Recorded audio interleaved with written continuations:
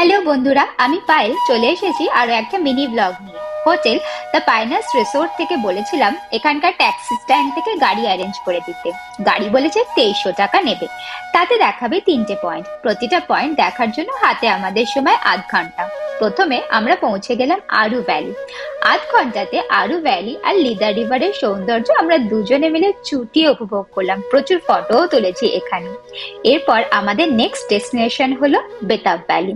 রাস্তা কিন্তু খুবই স্টিপ, তার উপর ড্রাইভার এত জোরে চালাচ্ছিল আমরা তো ভয়ে দুজনে সিটিয়েই গিয়েছিলাম। পৌঁছে গেলাম আমরা বেতাব ভ্যালি। আমার কাছে বেতাব ভ্যালি মোটামুটি লেগেছিল। এরপর ডেস্টিনেশন হলো চন্দনবাড়ি, কিন্তু রাস্তায় খুবই জ্যাম আর আমাদের শ্রীনগর পৌঁছতে হবে, তাই স্কিপ করলাম। এরপর আমরা পৌঁছে গেলাম পেহেলগাঁও পয়েন্টে। এই সমস্ত আসতে চলেছে ওগো বিদেশিনী চ্যানেলে, তার জন্য আমাদের চ্যানেলটাকে লাইক, শেয়ার আর সাবস্ক্রাইব করতে ভুলো না। টাটা।